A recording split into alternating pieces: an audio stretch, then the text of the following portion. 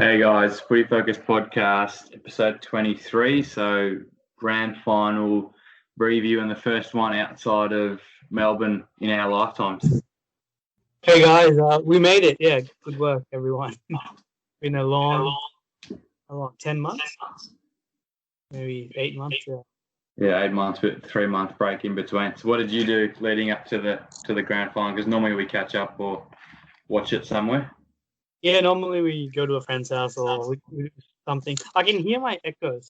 So the lead up, it was a bit weird waking up and knowing you had to wait another 12 hours. Yeah, good start. What happened? What did I do? I think I went for a run and just had had a lunch. We couldn't do much anyway, so it was a bit different because everyone's locked in. So the anticipation got a bit annoying, I suppose. Like when 2:30 came, it did remind me of previous grand finals where you'd be at a friend's house or you had people over and you'd have your barbecue going and you missed that. How did you feel? What did you do? Yeah, just killed a bit of time. So things like grocery shopping and going out. So it's not too much. I think I feel for the players too. Like you have more time to kill before the game.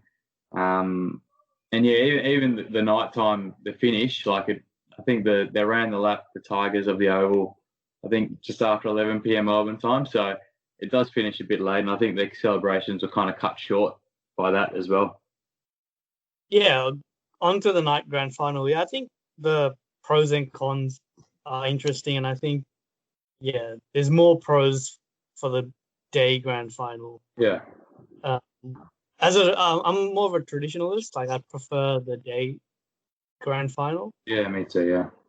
Yeah, I think most footy fans do. Like from what I can gather from social media and some commentary, it feels like the night grand final has been pushed by those who aren't as much into footy. Is that fair? Yeah, I think because even like NRL grand final normally starts at 5. That was last night as well. Maybe that's the compromise. Like start at 5, finish at 8. You still got 40. I don't know. I don't think there should be a compromise. Just if you're doing this, is the only argument for the night grand final more viewers? Like the viewers. Is that it? Is that the only argument? And the lights look better for the concert. Oh yeah, if that's a very poor argument. If that's one of the main reasons for the night grand final. Yeah, as the ratings, I think that's the highest it's ever been. I think it was over 3 million or 3.8. But yeah, the ratings definitely. I think that's the reason why. Yeah, they wanted to hold it there. But yeah, I don't think it'll go back to that next year. I think you'll have the daytime at the MCG, like 2:30. Yeah, surely the AFL can't overrule like the voice of the people, like the traditional supporters, the AFL supporters. I don't care what people in Sydney or Brisbane think. I think it'll be pretty poor form if the AFL make the night grand final a staple. That's not right. And also for like family, it's like a family day, right? Like if you have a night grand final, then the kids go to sleep at like 8 or 9, depending on how old they are. Like what you touched on before, you lose that celebration into the night.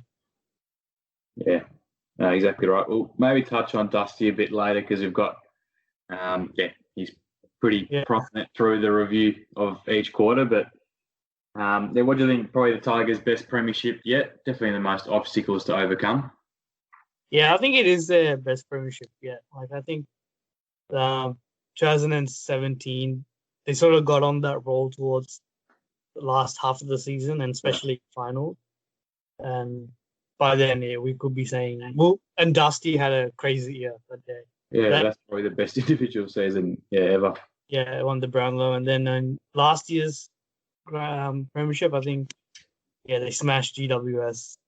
That was a great day for them, but they weren't up against much. But this time around, they had to play Geelong, who were much tougher opponent, and the road to get there was tougher. Yeah. When you start, obviously you lose the first final, and then you have to play away in South Australia, coming off a break.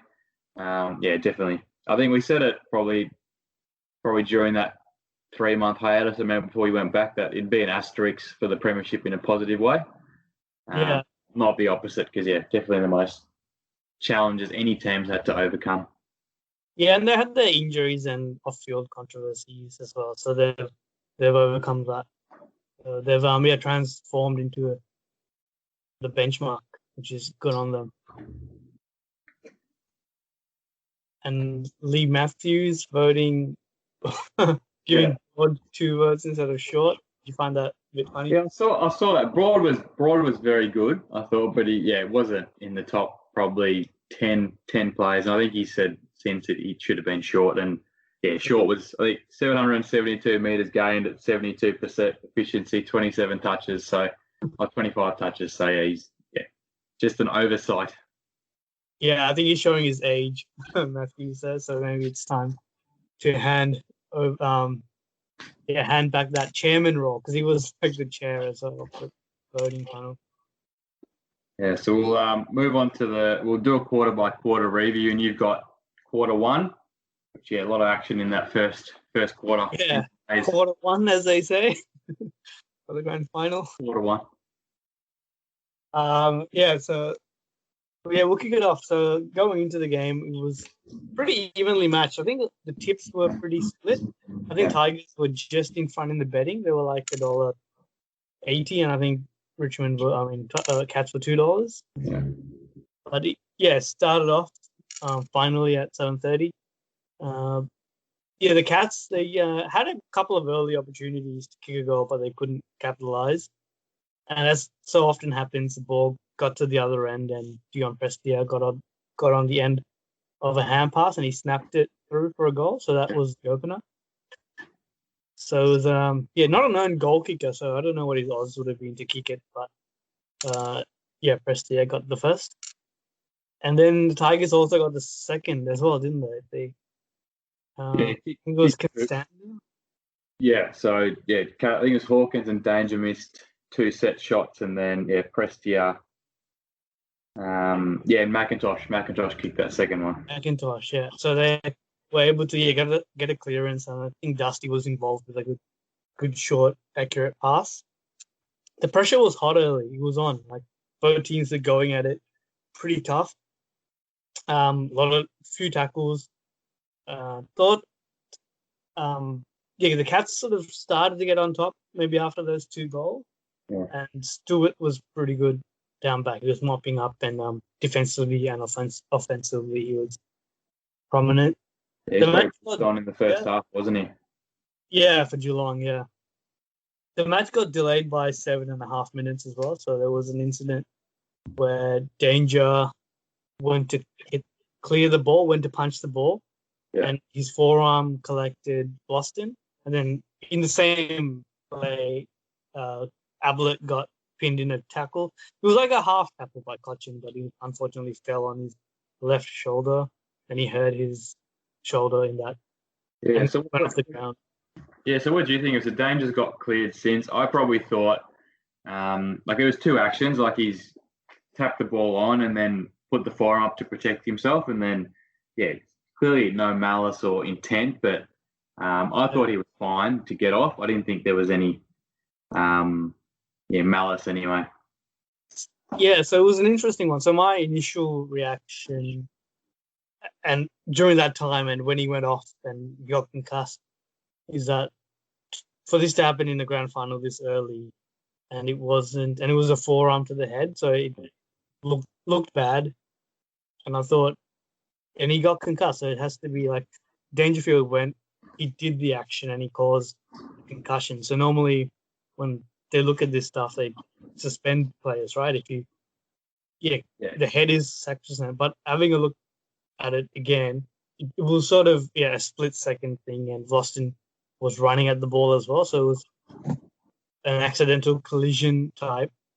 But I don't know. I guess could have been okay either way, like a suspension or him getting off. It's obviously a huge consequence, because Boston's one of their better players. They got to change their structures. They got to put Bolt into the ruck. They're a bit too top heavy down back. Like, it does cause a few magnets to shift, and it is, it's a huge consequence to be one down, a few minutes into the game. Yeah, I guess if there was more intent, then it could have been a suspension, but I guess in this case he doesn't have that. But then the argument of, is he getting off because he's Dangerfield? Like, if this was Ben Long or someone else, would they have adjudicated differently? So, we'll never know, I suppose. And then Ablett, that was pretty sad. I think no one wanted to see Ablett sit out majority of the game in his last game.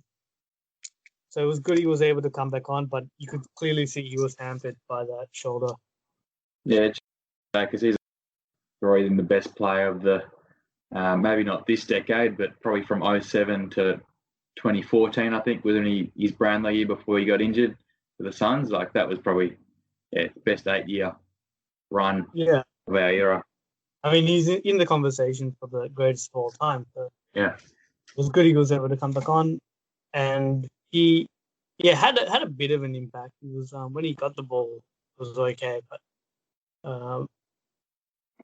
I think there was Simpson also got knocked out, didn't he? So that was accidental. Yeah, later on, that was from his own teammate, but again, and and Richmond. I'll get back to the game. So the Cats then were able to sort of get on top towards the last 5 minutes of that quarter, and they kicked a couple, and they led, I think, at quarter time. So there were a little bit of warning signs for the Tigers, because I think the Cats had control and then couldn't sort of capitalize the opportunities.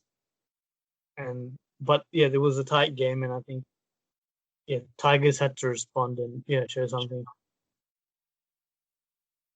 So moving on to the second quarter. So I think at that stage Cats had kicked 3 straight. I think they had 2. 2, okay. So I think they kicked the first couple of the second. So at that stage they kicked 5 straight. Now a few passages. So Gary Rowan is much maligned. He had 2 really good plays. Like, he caught Prestia holding the ball and then kicked to a Danger and Cochin matchup, which Danger capitalised on, kicked a good set shot. He was actually 13 goals, 13 from set shots before then. So he's a bit inaccurate for such a superstar. We'd mentioned Stewart, who was best on probably at half time. So there's a couple of big misses for the Cats. Brian Myers, who had a mark 25 metres out, set shot and just rushed it. Didn't go back. Played on. He played on. But, not sure why. Like, he just looked a bit, I don't know, frazzled. Just kicked one later on, I think, in the third. But it was a big miss at that stage. And I think the Cats probably 2 or 3 goals short of what they were and how they were dominating. So up 22 points when Hawkins kicked a goal. So Ablett did contribute, like he did said, classy knock on to Selwood. Did you think that was a throw initially, or no? That was a no. That was a. It looked like a bit of a dodgy pass, but replay. So the replay was like perfect. Like, he did that without Selwood calling for it. Like, you could see Selwood's face. He was surprised Ablett was able to think so. Ablett's like, the class is still there, I guess. I think he said he's just, his body is not. Did he say? No, he said his body's okay, but he's like mentally, he's ready to like step away. Yeah, strays.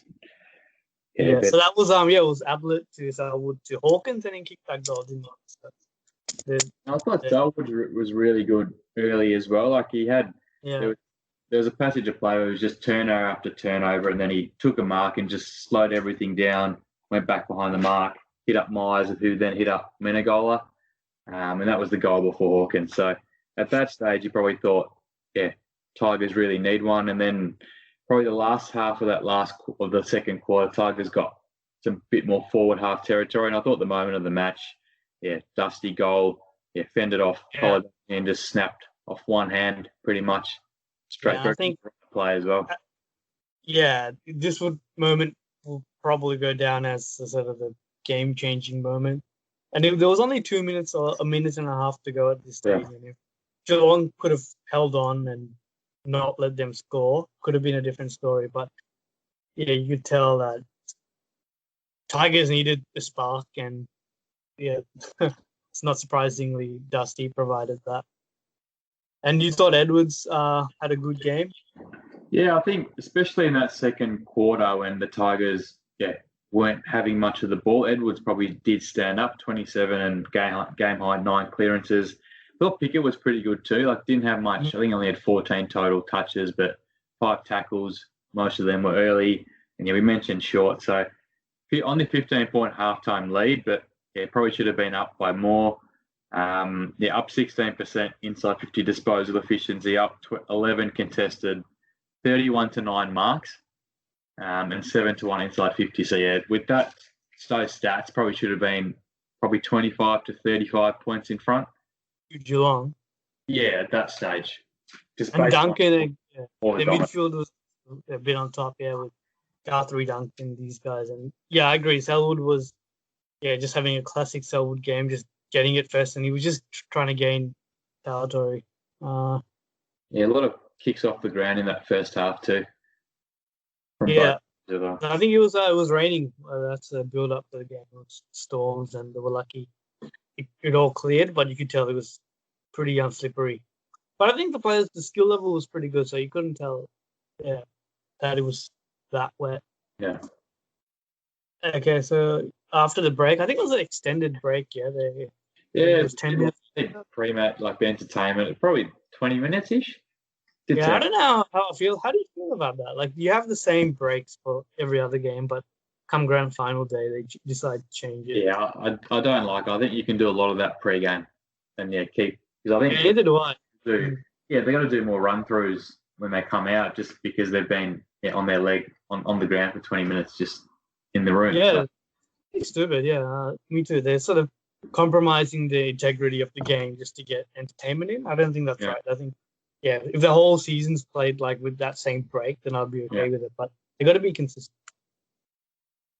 So they got out, and I think, Richmond. This is the quarter they had to strike and sort of put their foot down, and they did that early with the first goal. Rewalt got a free kick, which was probably there.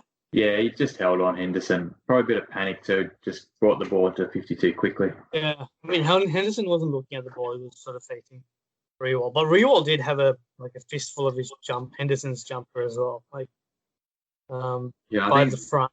But umpires didn't see that. Yeah, vision must have been obscured with that one. Yeah. So he kicked through truly, he's an accurate kick. So did that. And in this quarter, Richmond kicked 4 goals, 2 to Geelong's 1 goal, 3. So they had the ball, had more inside 50s. I think they had 10 inside 50s. And you could just see short, Dusty guys getting on top. I think Dusty kicked another snap. Yeah, I think it was a banana, wasn't it? Just from 40 odd meters, just typical Dusty goal.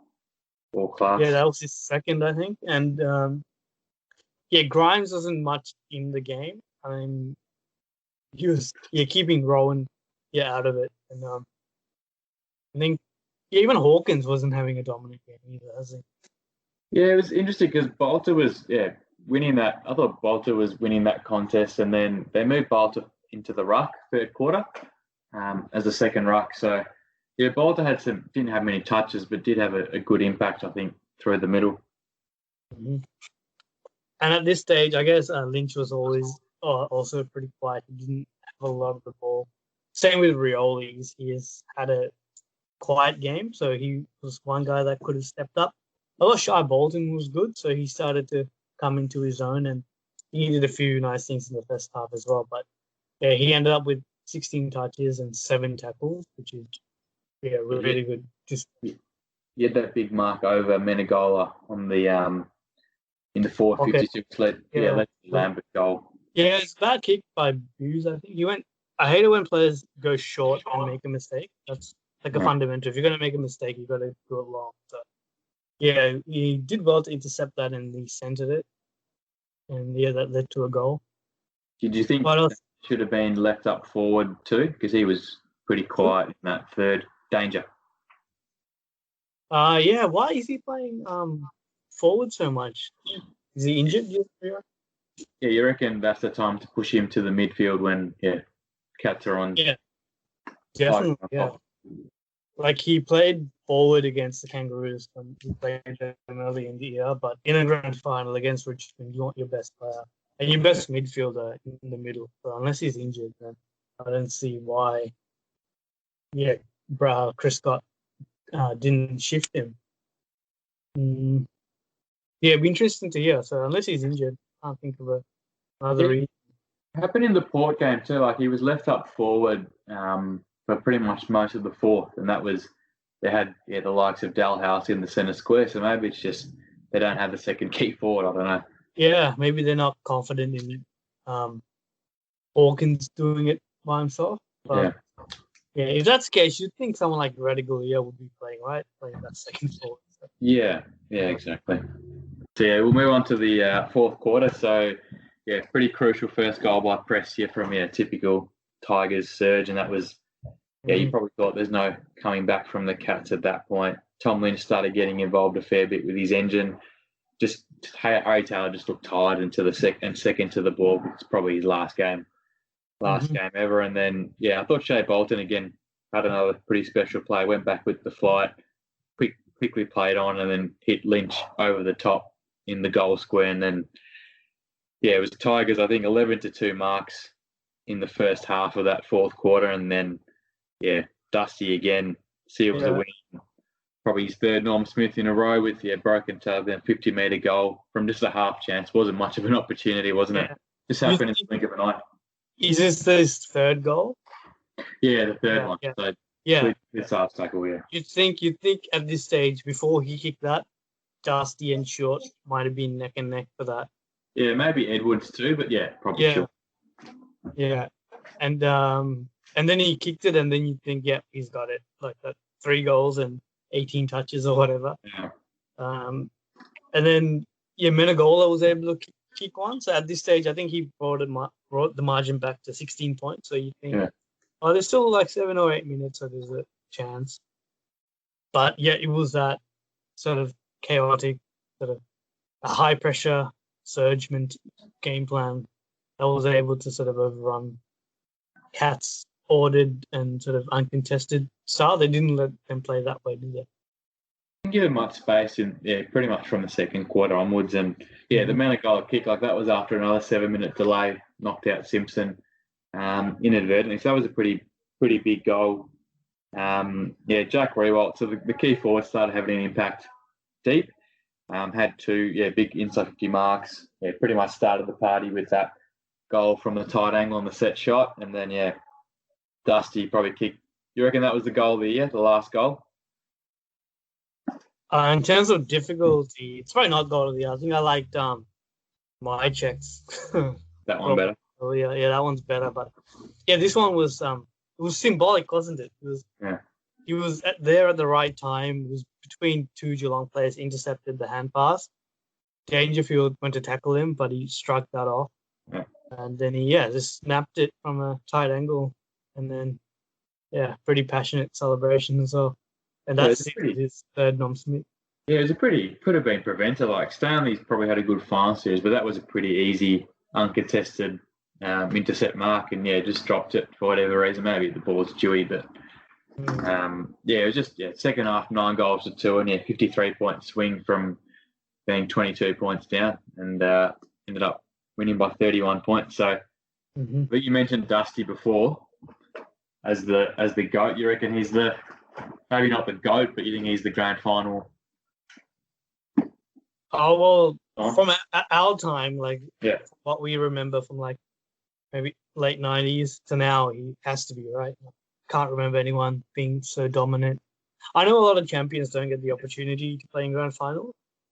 You look at Chris Judd, I think he played in a couple of grand finals. So and Norm Smith and in the losing, and then was pretty much best on in the winning one. So so sometimes it comes down to a bit of luck, but this is unbelievable. So in 2017, 29 possessions, 22 contested, and 2 goal assists. And two as well, 2 goals, and then the last year 4 goals, this year 4 goals, around 20 possessions, and half of those contested. That's dominant, isn't it?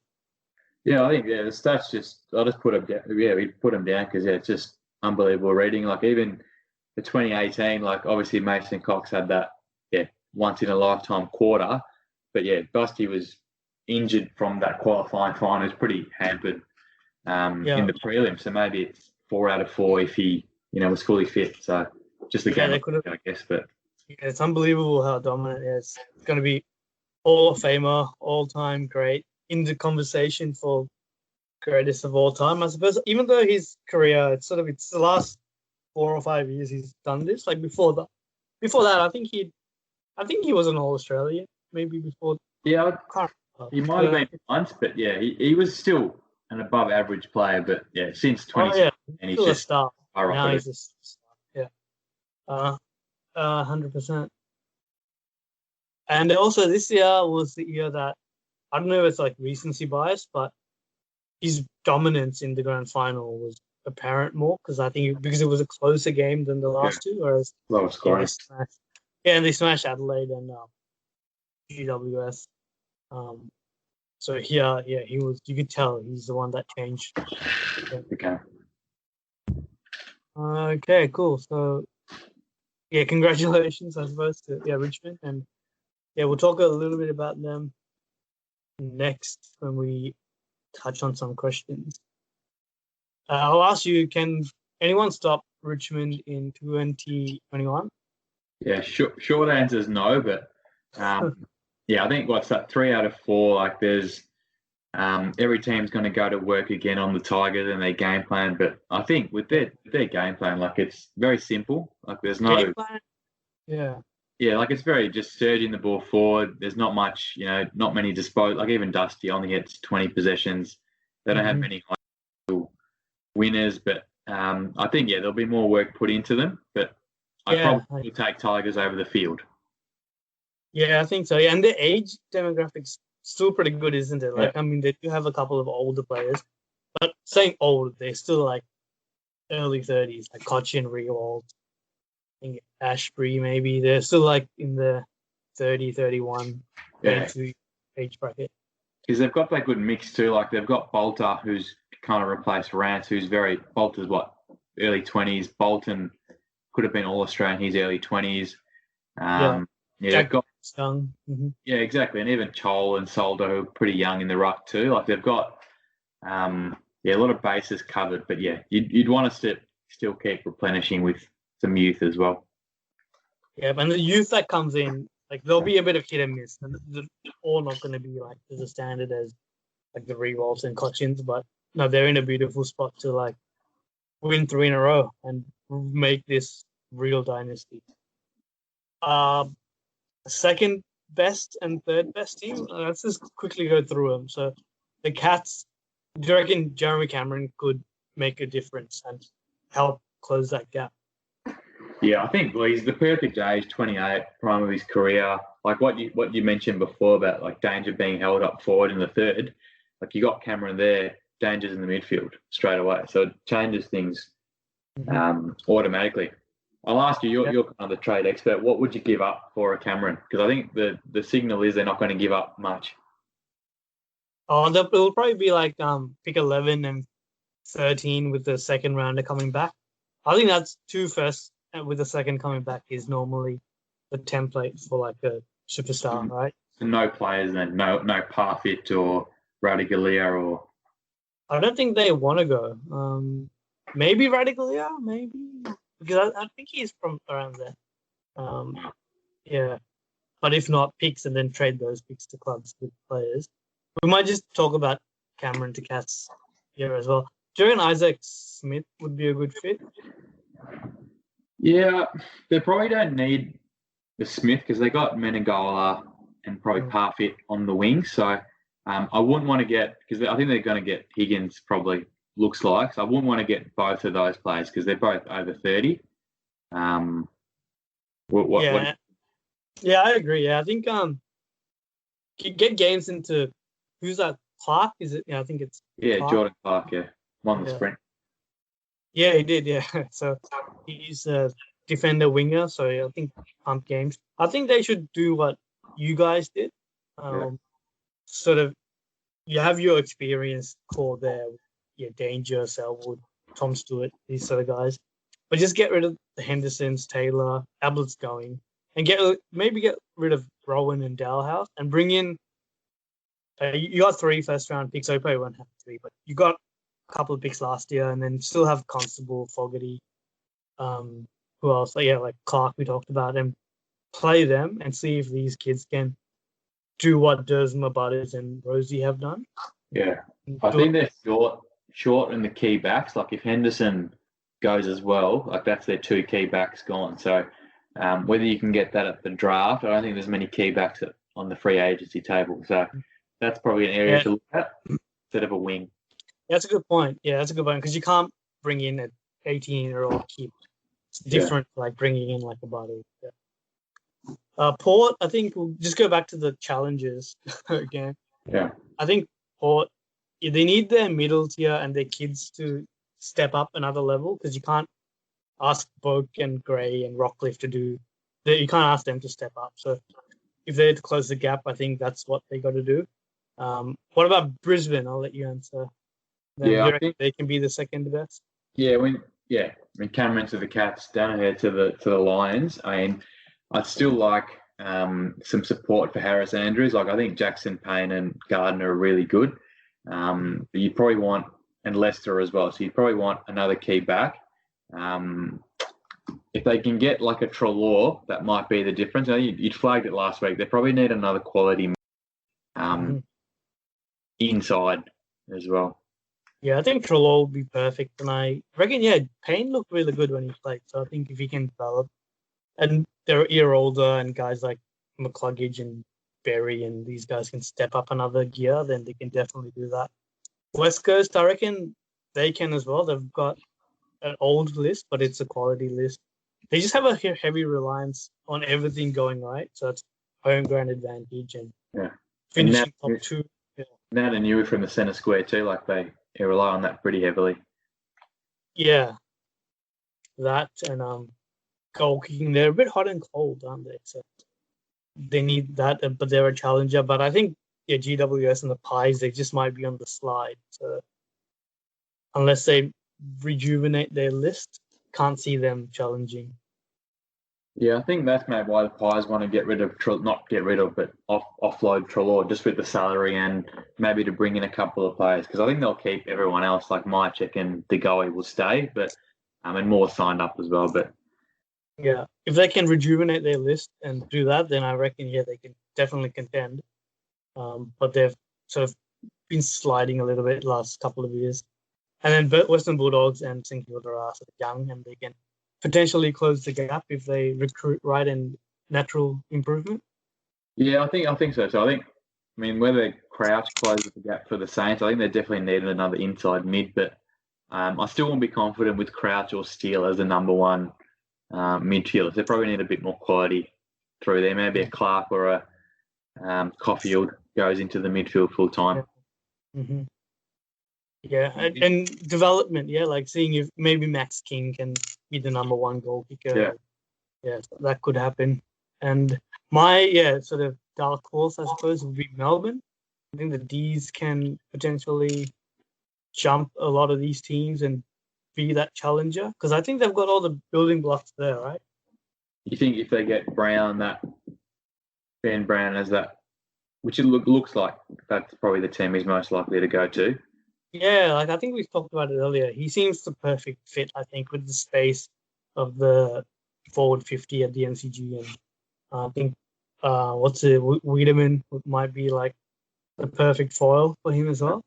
And they've got 2 great All-Australian quality defenders and their midfield potentially has their own Dusty in Petrarca. So, got Gorn as a ruckman who's probably got another couple of years of good footy left.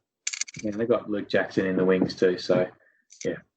Yeah, if everything goes right, I think, Melbourne could be a bolter. So, we'll see. We'll see. Someone's got to challenge Richmond, otherwise it's going to be a bit of a boring competition. Yeah. Well, I think on that, like Lepper and Craig McRae, 2 of their assistants are going, so maybe that's maybe Craig McRae takes a bit of IP with him, and Leper. Yeah, I wonder how that IP thing works, right? Like, do you reckon they sign stuff that they can't disclose? Maybe. I don't think you can sign away the IP. Like from Port, like Richardson went to the St Kilda coach, Phil Walsh went to the Adelaide coach. Like Matty Nix was, I think it's nearly assistant coach of the year, went to Adelaide. Like you just can't stop it. There's too much movement. But I think the more we can take away from the Tigers, the better. Evens up the competition a bit more. Yeah, no doubt they'll be the hunted again next year. So. I see the Roos scarf in your background, and I think Reece Shaw was officially mutual. Was it a mutual decision to part ways? I think it's been coming. I think we never know, but it sounds like one. Yeah, it sounded like he needed some time off, and maybe the club thought it was better to like cut ties, just a clean cut. Yeah. And then if he comes back later, that'll be good. But at the moment, I think it just makes it more clear and more easier to go forward. Yeah, I think good for both parties. There's a few candidates for the coaching position, and we'll run through a few. Yeah, so I decided to just put 5 candidates.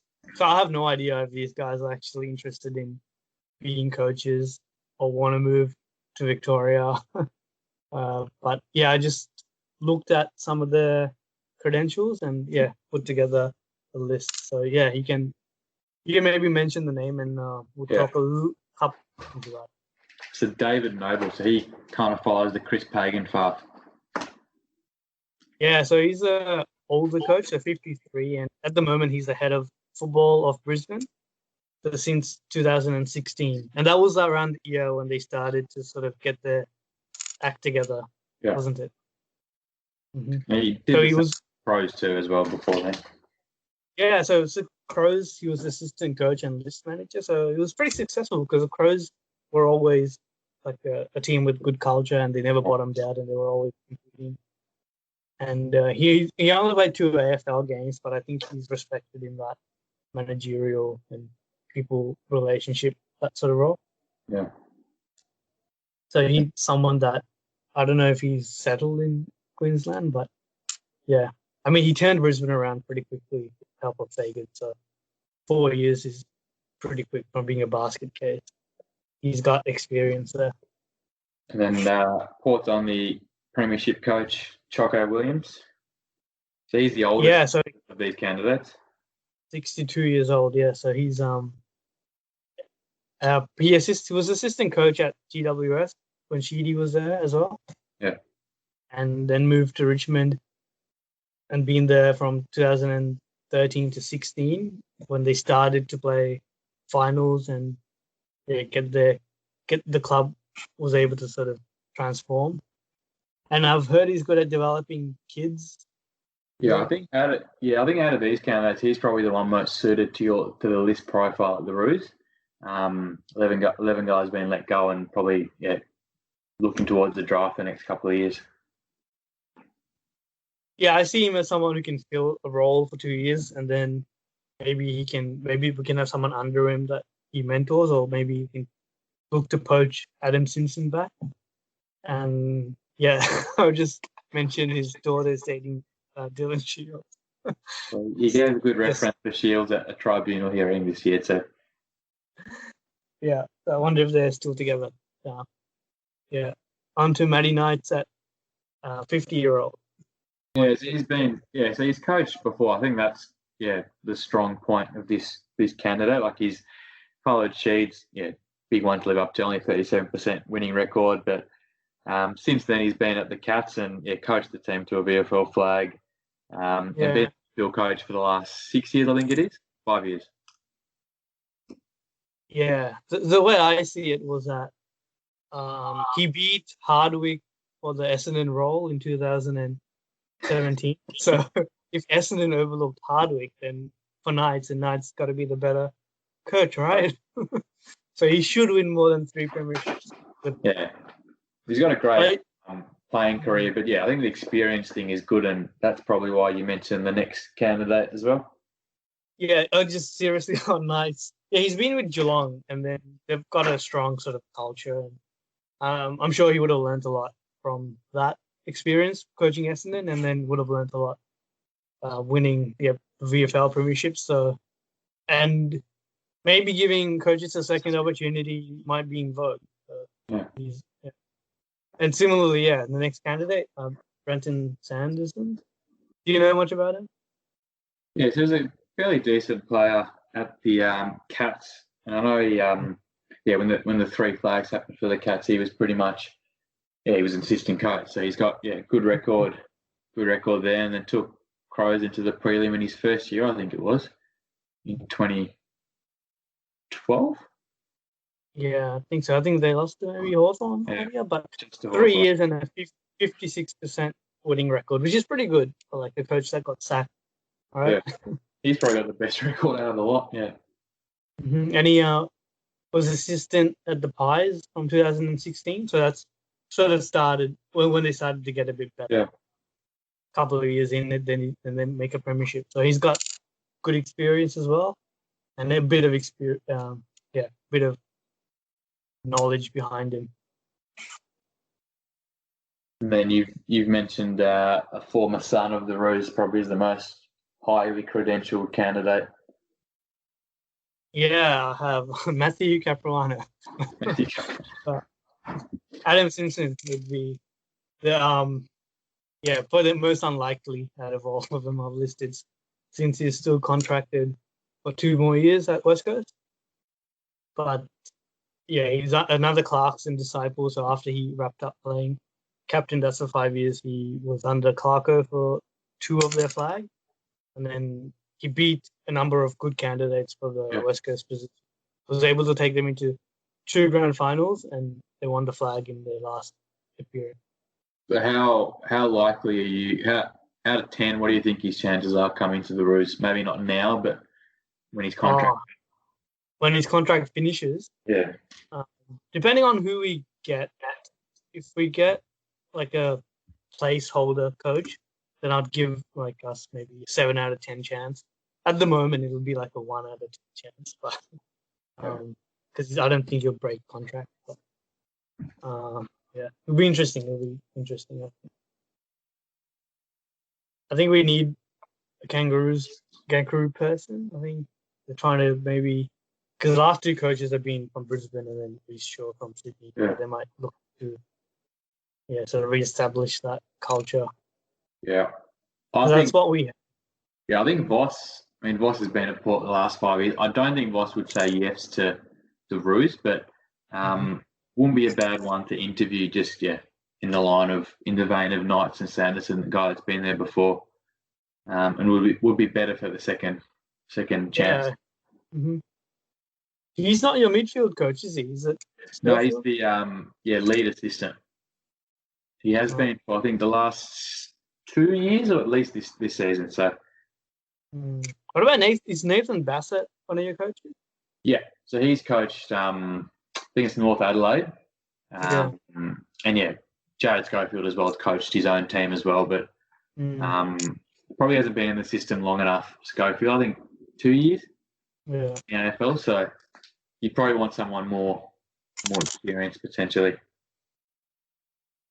Yeah, it'll be interesting to see how we go. But I think they want to find a coach in the next couple of weeks, so they might start to put a panel together. Yeah. Yeah. Okay. I think that wraps us up for today. We might do a trade preview maybe next week and start our reviews of some of the clubs.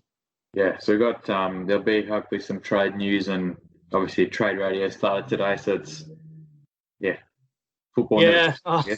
With trade radio, I'd advise you not to listen to it until maybe the last couple of days of trade week, because they just speculate and you're just wasting your life. It's just speculation. It's really annoying. Need some content, so. Yeah, they do. They need, Okay. So I'll catch you guys next week. All right. Thanks, guys. Bye. Yeah.